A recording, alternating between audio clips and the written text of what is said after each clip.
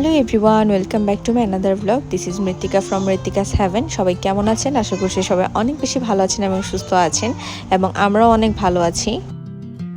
So আপনাদেরকে আজকে একটা ন্যাচারাল থেরাপি দেওয়ার জন্য আমাদের সাথে করে আপনাদেরকে নিয়ে চলে যাচ্ছি। সো দেখতে থাকেন আমরা অ্যাকচুয়ালি আজকে কোথায় যাই। সো যখনই ডাউন ফিল করি তখনই আসলে আমি একটু ন্যাচারের কাছাকাছি যেতে চাই, তাতে করে আমার মন রিফ্রেশ হয়ে যায় এবং রিবোট হয়ে যাই আমি ডিভাইসের মতো। আসলে প্রত্যেকের জীবনই এখন ডিভাইসের মতো হয়ে গিয়েছে। তো প্রথমে আমরা কান্দিরপাড় চলে এসেছিলাম। আমার বোন একটা শাওয়ার জেল কিনেছে। সো আমি চাচ্ছিলাম একটা ওশেন ফ্লেভার বা মানে ফ্রেগরেন্সটা ওশেন টাইপের হবে, এ ধরনের আমার একটু রিফ্রেশিং লাগে আর কি। কিন্তু ও কেন জানি না ল্যাভেন্ডার নিল। আগে প্রচুর ফিয়ামার ল্যাভেন্ডারটা ইউজ করতাম, তো ওটা ইউজ করতে করতে এখন আর ল্যাভেন্ডারটা ভালোই লাগে না আমার কাছে। মানে কালার ভালো লাগে কিন্তু ফ্রেগরেন্সটা ভালো লাগে না। তো আমি একটু ওশেন নিতে চাচ্ছিলাম, কিন্তু সে সেই ল্যাভেন্ডারটাই নিল। কি আর করব। সো পরে বাসায় এসে এটা দিয়ে ট্রায়াল দিয়ে দেখলাম যে আমার কাছে অ্যাকচুয়ালি তেমন ভালো লাগেনি। প্রোডাক্টটা আমার ভালোই লাগেনি। মানে স্কিনোর প্রোডাক্ট, বাংলাদেশি প্রোডাক্টগুলোর অন্যান্যগুলোর তুলনায় স্কিনোরগুলো আমার তেমন একটা ভালো লাগছে না। ইউজ করার পর সেরকমভাবে বেনিফিটেড হচ্ছি না আর কি। সো ন্যাচারাল কোথায় যাচ্ছি সেটা আগে আপনাদেরকে বলে দিই। আমি এখন গুমতির পাড়ে চলে যাচ্ছি। গুমতির পাড়ে যে কফি হাউসগুলো হয় সেগুলোতে যাচ্ছি না, আমি যাচ্ছি আমাদের হিন্দুদের মহা শ্মশান একটা আছে আর কি, আড়াইওড়া মন্দির। এটাকে কি মন্দির বলে, আচ্ছা ভিডিওতে দেখতে পাবেন কি মন্দির বলে, আমি এখন মনে করতে পারছি না। তো সেখানেই চলে যাচ্ছি, কারণ সেখানে একদম নদীর পাড় ঘেঁষে একটা ঘাট আছে, সিঁড়ি আছে, এটাতে বসে থাকা যায় এবং পানির আওয়াজ খুব ভালো লাগে যখন পানিটা ফ্লো হয় আর কি। তো ওটা শুনতে ভাল লাগে এবং মাইন্ড অনেকটা রিফ্রেশ হয়। পাখির আওয়াজ, কোলাহল থেকে দূরে গাড়ি ঘোড়ার খুব কম আওয়াজ পাওয়া যায়। সো এটা বিবির বাজার বন্দর এরকম দেখাচ্ছে আর কি, এই রুট দিয়ে যাওয়া যায়। এটা মূলত গুমতির পাড়ে মন্দিরটা। তো একটু ডাউনে আর কি, মানে রাস্তাটা একটু উঁচুতে, যেহেতু নদীর পাড় ঘেঁষে। এখানে একটা কালী মন্দির না, কালী মায়ের বেসিসে একটা গাছ আছে আর কি। তো ওটার নিচে মা কালীর পূজা করা হয়। আর এখানে রাধা মাধবের একটা মন্দির দেখা যাচ্ছে। এবং আপনাদের সাথে আগেও আমি এই মন্দিরের কয়েকটা ব্লগই শেয়ার করেছি। আমাদের খুব ক্লোজ ছিল প্রমোদ জেঠুর নিজের হাতে তৈরি করা মন্দির, এবং ওনার খুব স্বপ্নের একটা জায়গা ছিল এটা। সো এটা বলতে গিয়ে আমার একটা কাহিনী আসলে মনে পড়ে যায়। এখানে কুমিল্লাতে খুব প্রচলিত আছে, কোনো একটা শুভ তিথিতে সকালবেলা পুণ্য স্নান করতে হিন্দুরা এখানে সমাগম হয় আর কি, হিন্দুদের। সো এটা আসলে উনি প্রচলিত করেছিলেন। হঠাৎ করে একদিন খুব ভোরবেলা এসে আমার বাবাকে ডেকে নিয়ে গিয়েছিলেন, বলেছিলেন যে আমার খুব ইচ্ছে করছে এখানে আজকে আমি সকালবেলা স্নান করবো, আজকে তিথিটা ভালো।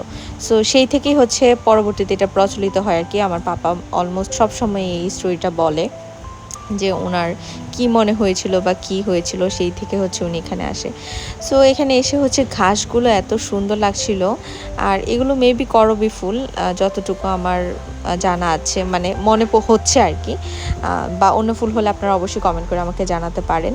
তো ফুলগুলোর এত সুন্দর স্মেল। এখানে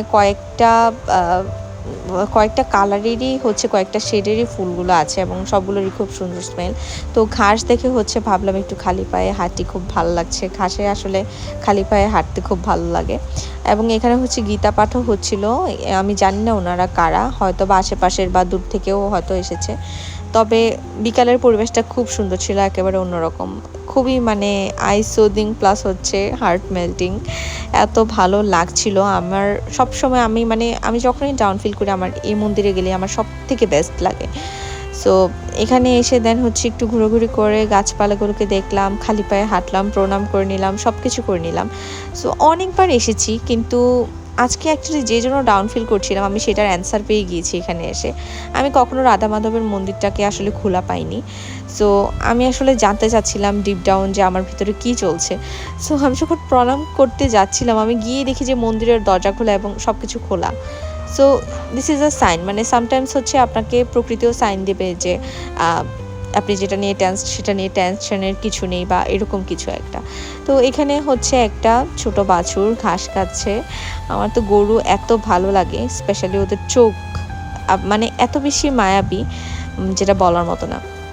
সো এখানে হচ্ছে হেঁটে হেঁটে যে আরও অনেক গরু আছে দেখলাম, হাঁটতে হাঁটতে ভাবছিলাম সূর্যটা একটু পড়ে যাক, তারপর হচ্ছে নদীর পাড়টাতে গিয়ে বসবো, খুব ভালো লাগবে।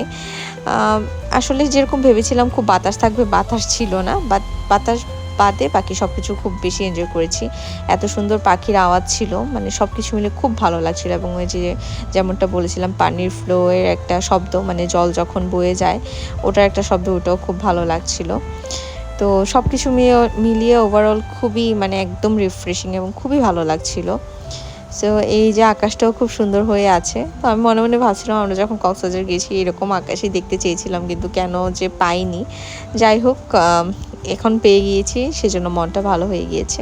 সো আমি আসলে শর্টসের জন্য বা ফেসবুকের জন্য লম্বা লম্বা করে কয়েকটা ভিডিও করেছিলাম, সেজন্য আমি ভুলেই গিয়েছি ইউটিউবের জন্য নিতে আর কি।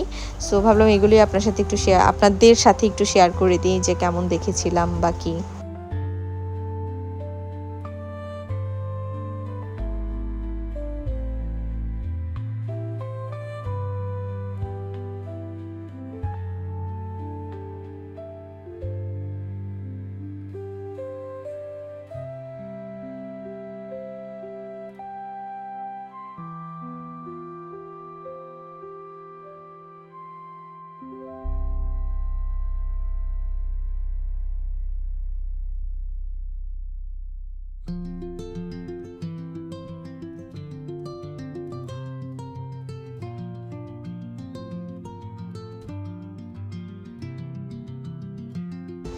সো আসলে খুব লাকি যে এরকম একটা জায়গা আছে যেখানে ডাউনফিল করলে রিফ্রেশ হওয়া পসিবল হয়।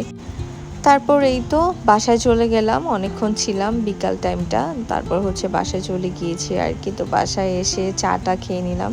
এই ছিল আজকের ব্লগ। কেমন লেগেছে আজকের ব্লগটা অবশ্যই সবাই কমেন্ট করে জানাবেন। ভালো লাগলে এবং নতুন হলে আমার চ্যানেলে সাবস্ক্রাইব করে বেল আইকনে প্রেস করে দিবেন। দেখা হচ্ছে নেক্সট ব্লগে। টিল দেন সবাই অনেক ভালো থাকবেন, সুস্থ থাকবেন। আজকের মতো টাটা।